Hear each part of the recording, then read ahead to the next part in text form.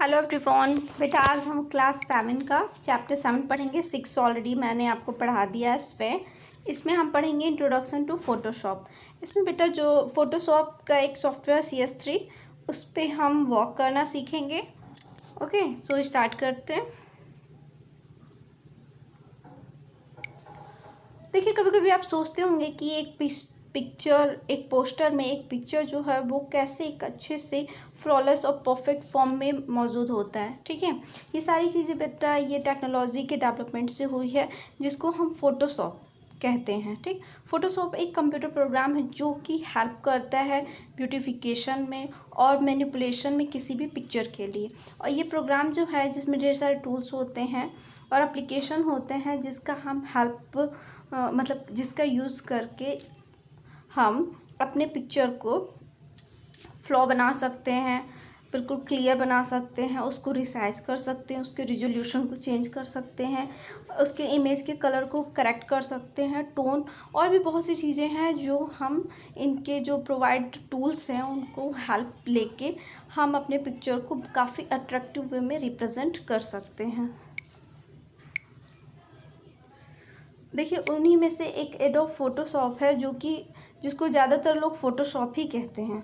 ये एक image graphics editing programme है जो कि एडोब के थ्रू, एडोब बेटा एक कंपनी है, ठीक है, उसके द्वारा ये डेवलप किया गया है और ये काफ़ी पॉपुलर है। ग्राफिक्स आर्टिस्ट जितने भी हैं उनके बीच, चाहे वो वेब डिज़ाइनर हो, फोटोग्राफर हो या फिर कॉमन पीपल हो, उनके बीच ये काफ़ी फेमस है। ओके, जिसको हम एडोब फोटोशॉप कहते हैं, लेकिन इसको मोस्टली लोग फोटोशॉप ही कहते हैं। पूरा नाम ना लेके ये एडोब के द्वारा इसको रिलीज किया गया, डेवलप किया गया, बट इसको एडोब फोटोशॉप इसका पूरा नाम है, लेकिन इसको सब लोग ज़्यादातर फोटोशॉप ही कहते हैं। और ये लोगों के बीच काफ़ी पॉपुलर है। जो लोग ग्राफिक आर्टिस्ट हैं, वेब डिज़ाइनर हैं, फोटोग्राफर हैं या फिर कोई भी कॉमन पीपल जैसे आप और हम हैं, तो ऐसे लोगों के ये बीच काफ़ी ये सॉफ्टवेयर पॉपुलर है। नेक्स्ट हमारा कि how to start Photoshop CS3। तो इसके लिए बेटा देखिए कुछ स्टेप्स हैं। सबसे पहले तो हम स्टार्ट में जाएंगे, देन ऑल एप्स में जाएंगे।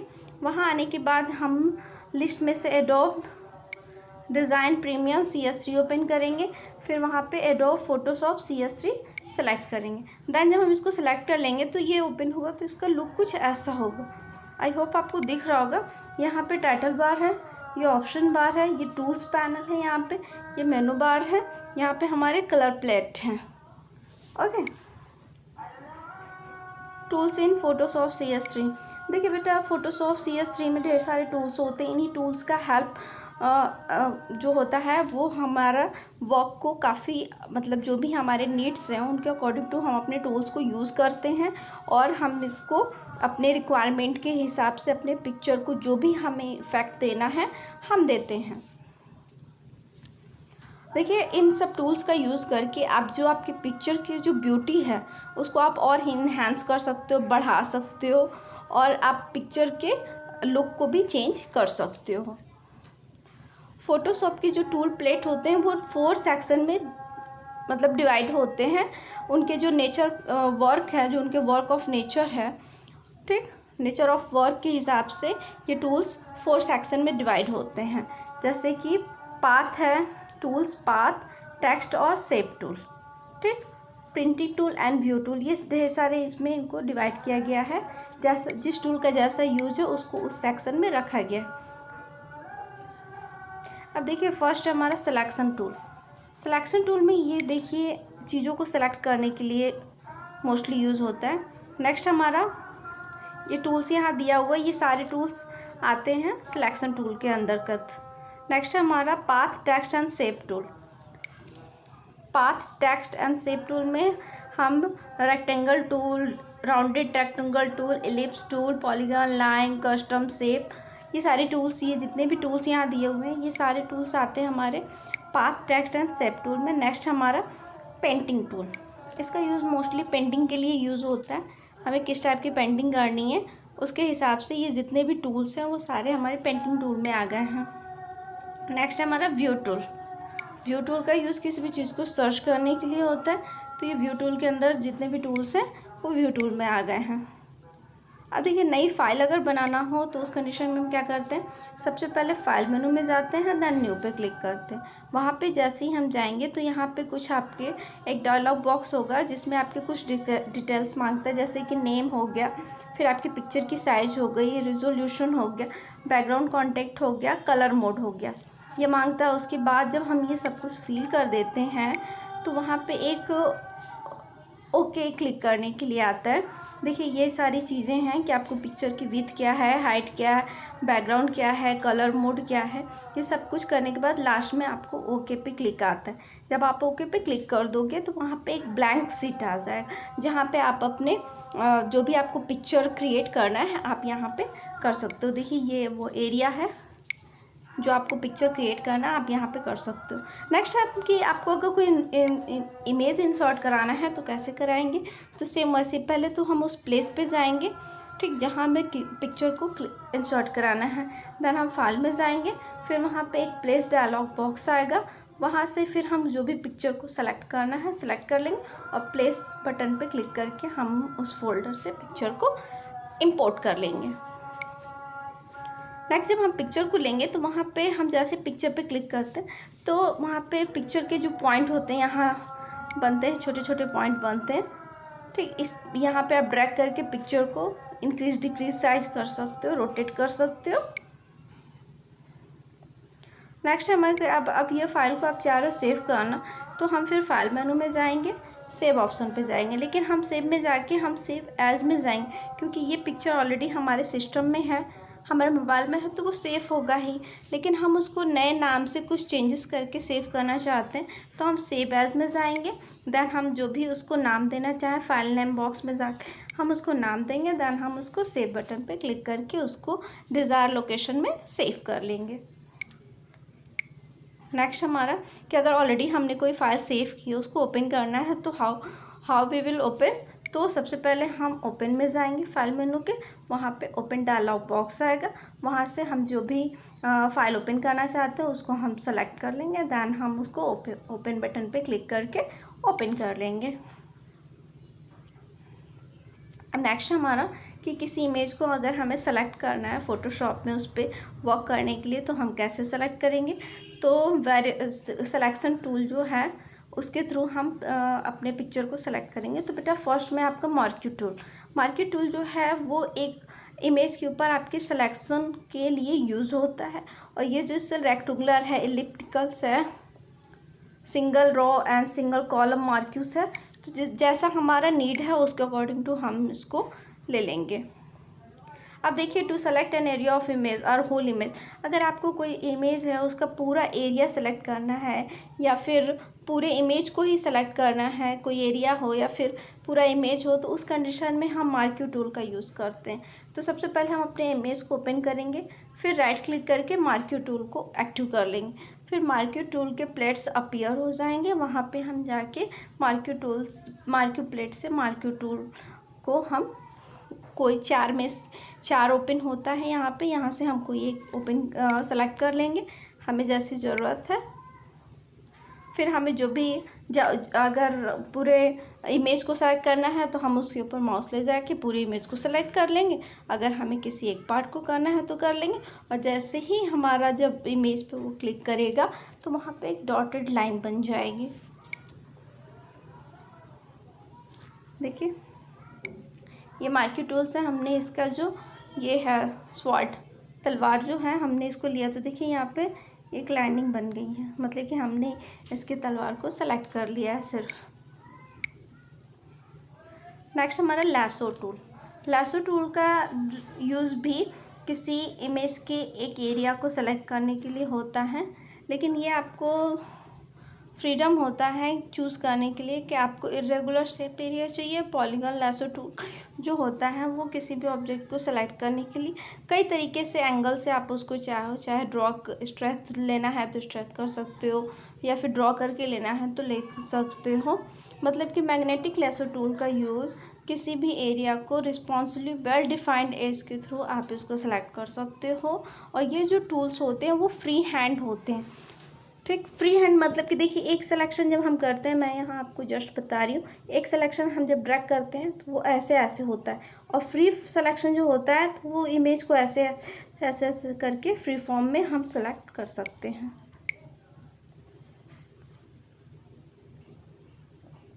देखिए यहाँ पे आपको लैसो टूल का यूज़ करना बता रहा है।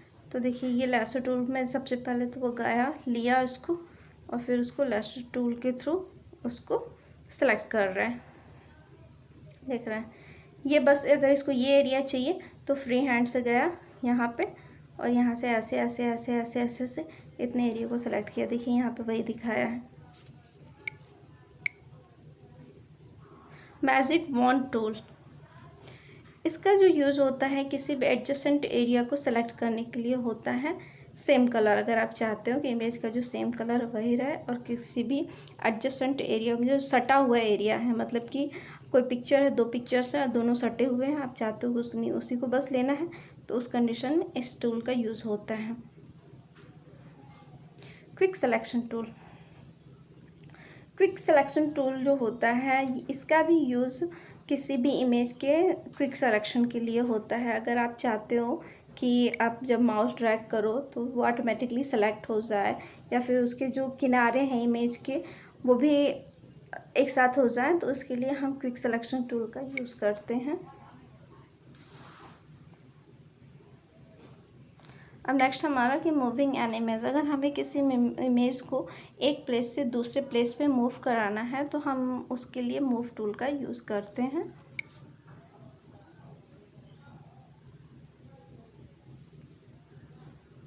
क्रॉपिंग, क्रॉपिंग मतलब होता है एक बेटा कि वो इमेज है, सपोज ये आपका इमेज है, ठीक, आपको चाह रहे हो बस इतना एरिया लें और जो आउटर एरिया है ये आउट हो जाए, तो उस कंडीशन में हम क्रॉप टूल का यूज़ करते हैं। देखिए क्रॉप टूल मतलब इसको बस फेस चाहिए, तो इसने बस फेस पे जाके सेलेक्ट किया और बस फेस को ही क्रॉप करके आउट कर दिया। तो ये देखिए हमारा बस ओनली फेस यहाँ पे आ चुका है। यहाँ से इसने बस फेस कवर किया, दैन क्रॉप किया, मतलब इसको सिर्फ फेस चाहिए तो फेस यहाँ पे आ चुका है। नेक्स्ट हमारा स्लाइसिंग एन इमेज। देखिए स्लाइसिंग एन इमेज का मतलब होता है कि किसी इमेज को, मान लीजिए आपकी फ़ोटोज़ हैं, उसको कई टुकड़े में ब्रेक करना।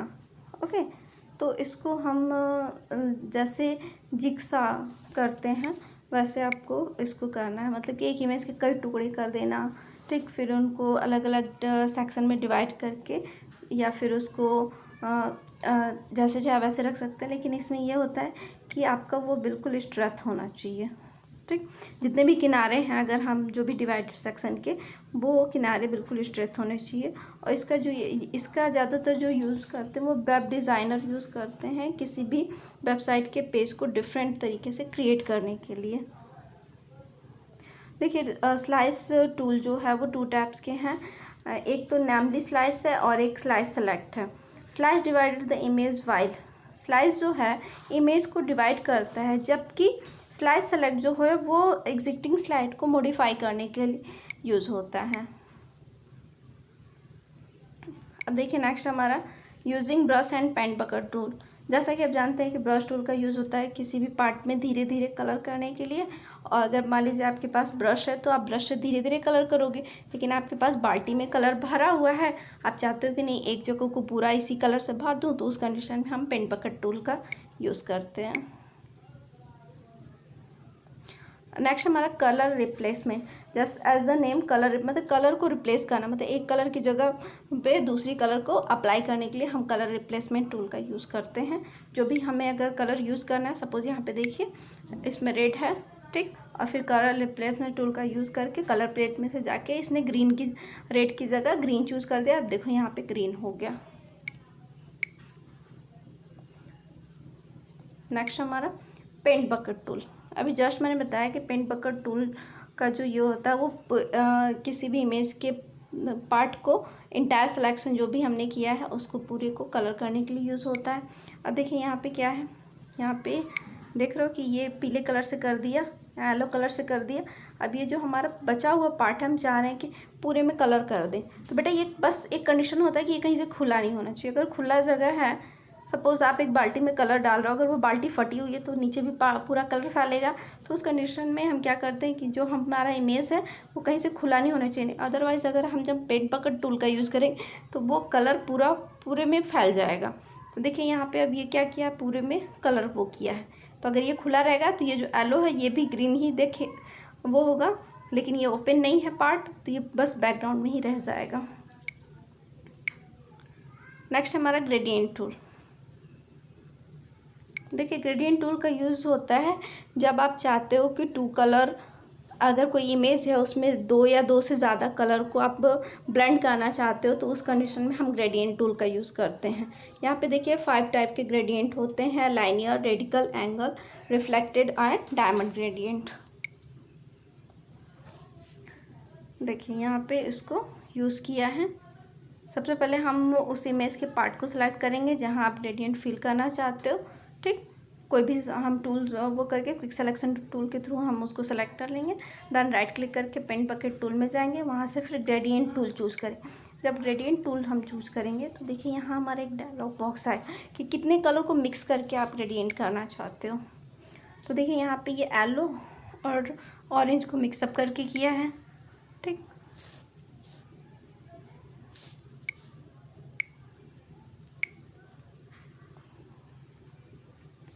Burn and dog tool.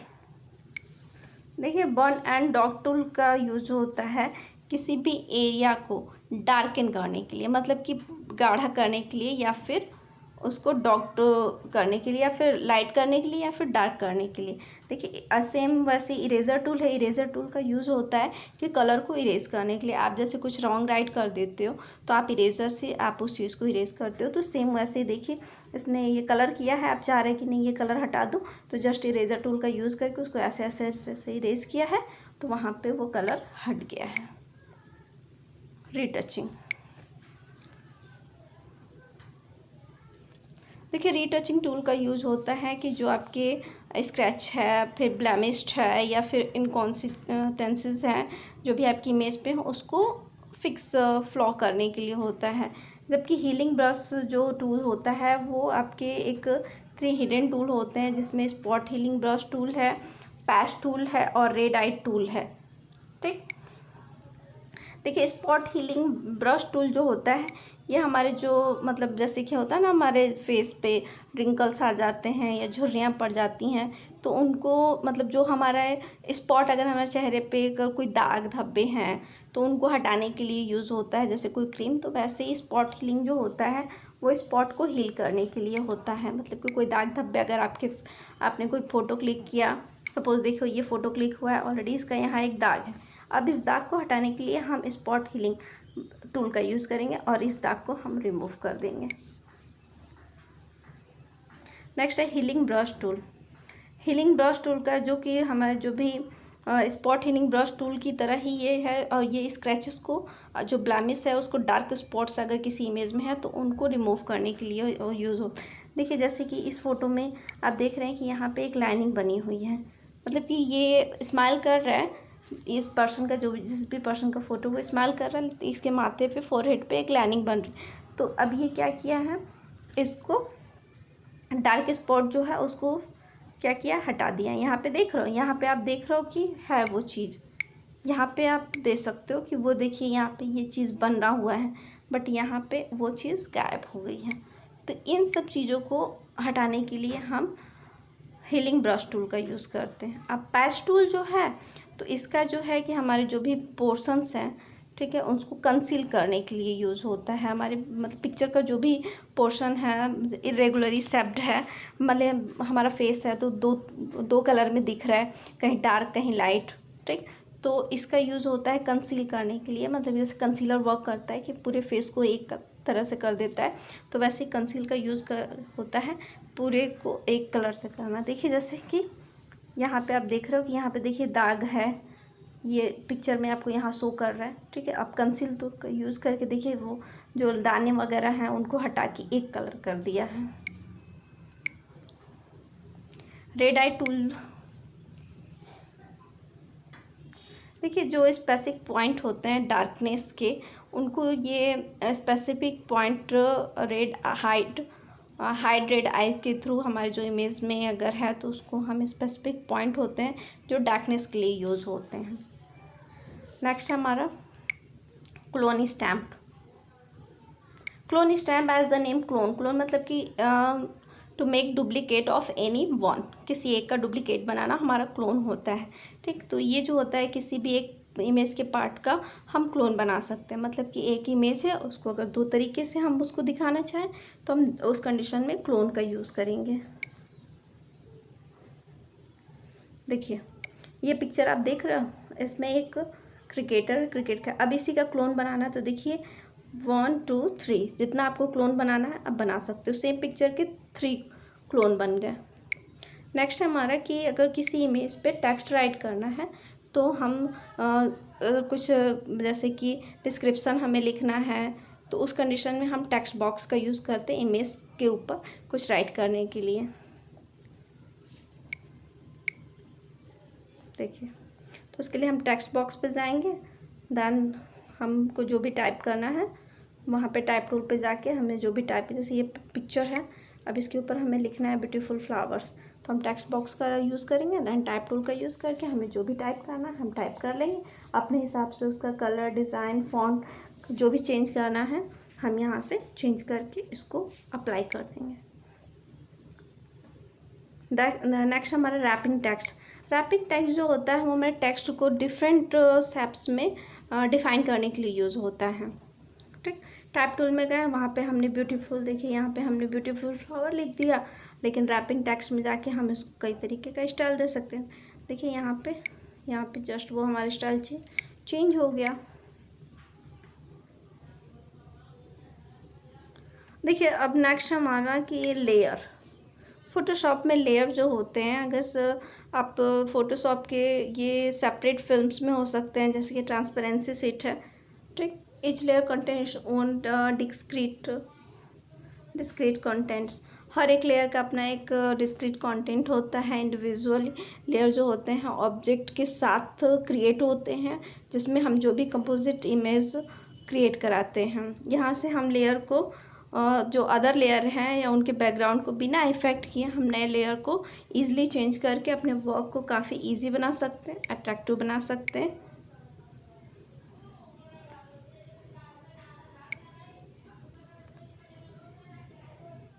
अब देखिए क्रिएटिंग नया लेयर, जब आप कोई एक ऑब्जेक्ट को आप नया जब पेस्ट करते हो तो वो ऑटोमेटिक एक नया लेयर क्रिएट कर लेता है।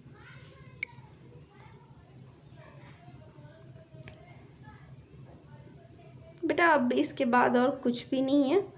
ठीक है, सारी प्रैक्टिकल की चीज़ें आई होप आपको समझ में आया होगा। नेक्स्ट आते हैं हम यहाँ पे फ़ोटोशॉप फाइल फॉर्मेट। आप देखे होंगे कि कोई फाइल होता है जेपीजी होता है, कोई जेपीजी होता है, फिर कोई एक जीपीजी होता है, पीएसडी होता है। तो बेटा ये उसके सपोर्ट के ऊपर डिपेंड करता है। पीएसडी जो होता है ये इसमें जितने भी फीचर प्रोवाइड होते हैं फ़ोटोशॉप के, जैसे कि लेयर हो गया, लेयर मास्क हो गया, एडजस्टमेंट लेयर हो गया, चैनल हो गया, ये सारे सपोर्ट करता है ये। तो ये फॉर्मेट पीएसडी होता है।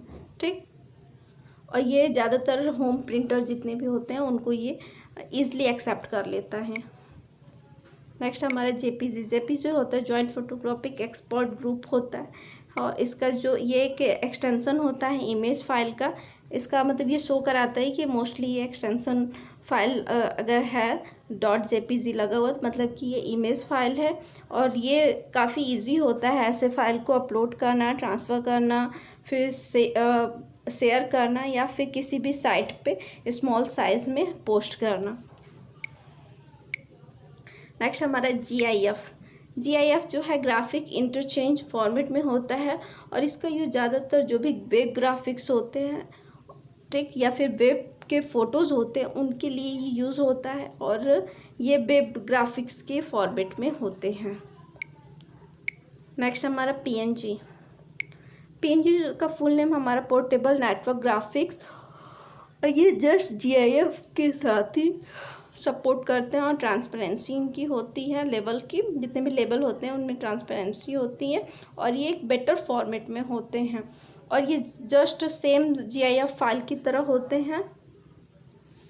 और ये काफ़ी इम्प्रेसिव होते हैं। टिफ्ट का फुल नेम है टैग्ड इमेज फाइल फॉर्मेट, और ये भी कैपेबल होते हैं कि जितने भी फ़ोटोशॉप के फीचर हैं, ठीक, जैसे PSD की फ़ाइल है तो वैसे ही ये फ़ोटोशॉप के फीचर से रिलेटेड जितने भी हम फीचर को सपोर्ट करने वाली ये भी फ़ाइल है TFT, जैसे PSD थी। और इसमें जो हम इमेज है हमारा वो अपनी क्वालिटी को लूज़ नहीं करते। अगर हम इनको कमर्शियल प्रिंटिंग के लिए भी अगर हम इस फाइल को यूज़ करें तो इनकी जो क्वालिटी है वो बिल्कुल इंश्योर है कि ये अपनी क्वालिटी नहीं चेंज करते हैं, और ये बेस्ट वे में कमर्शियल प्रिंटिंग के लिए यूज़ होते हैं। नेक्स्ट हमारा PDF जो है इसका फुल नेम है बेटा पोर्टेबल डॉक्यूमेंट फॉर्मेट, और ये most commonly use file format है, जो कि इसका जो फाइल एक्सटेंशन है वो कैपेबल होता है सपोर्टिंग के लिए जितने भी फ़ोटोशॉप के फीचर हैं, ठीक, उनको ये सपोर्ट करता है, और इसका मोस्टली यूज़ होता है प्रिंटिंग के लिए। बेटा इस चैप्टर में सिर्फ इतनी ही चीज़ें थी।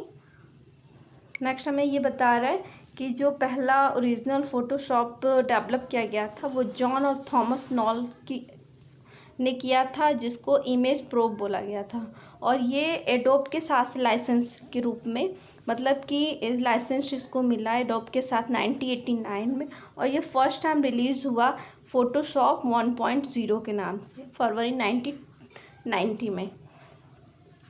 जॉन नॉल और थॉमस नॉल ये दोनों ओरिजिनल क्रिएटर हैं एडोब फोटोशॉप के, और ये जॉन नॉल जो अपने भाई थॉमस नॉल के साथ इन्होंने 1962 में पैदा हुए थे। ये पहले ओरिजिनल क्रिएटर हैं एडोब फोटोशॉप के, जो कि अपने भाई थॉमस नॉल के साथ इसको क्रिएट किए थे। बेटा इस चैप्टर में सिर्फ इतनी ही चीज़ें हैं। ओके, पढ़ के आप एक्सरसाइज फील कर लोगे।